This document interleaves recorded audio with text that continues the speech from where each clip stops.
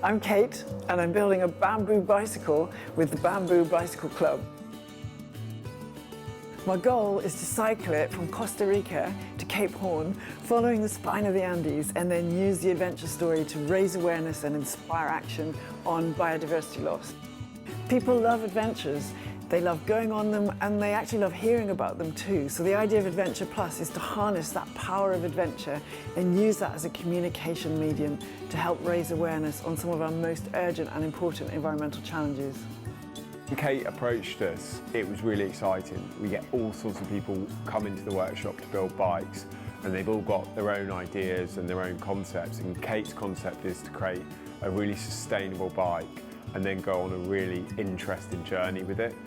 If you turn up on your own on a bicycle, perhaps especially as a woman on your own, everybody comes and talks to you. It's a brilliant way of opening up conversations.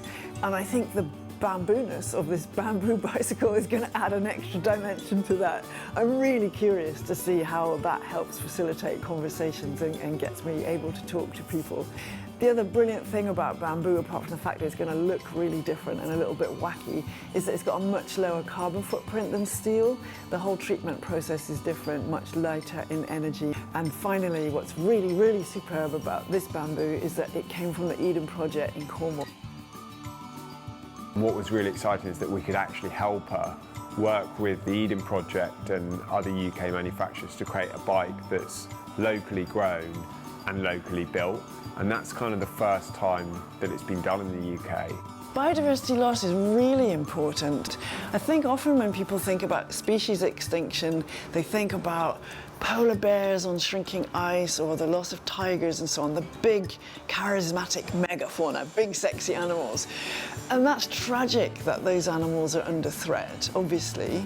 But biodiversity is also the small stuff. It's the stuff that pollinates plants. It's the stuff that gives us fertile soil.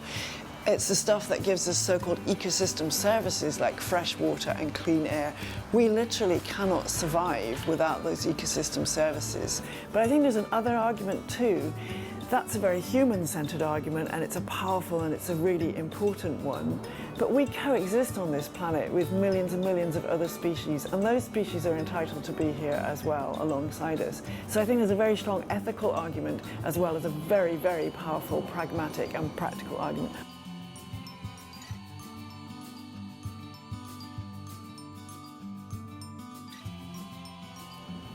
The distance of the entire journey, well, that will depend a little bit on where the best projects turn out to be, and that's still in the planning stages. But it's going to be somewhere between 5,000 to 6,000 miles in total. I've given myself a year to do this trip, and I leave on December the 6th from France on a cargo ship. So I'm going to be spending 13 days crossing the Atlantic on this cargo ship. So that's a little adventure in itself, I think.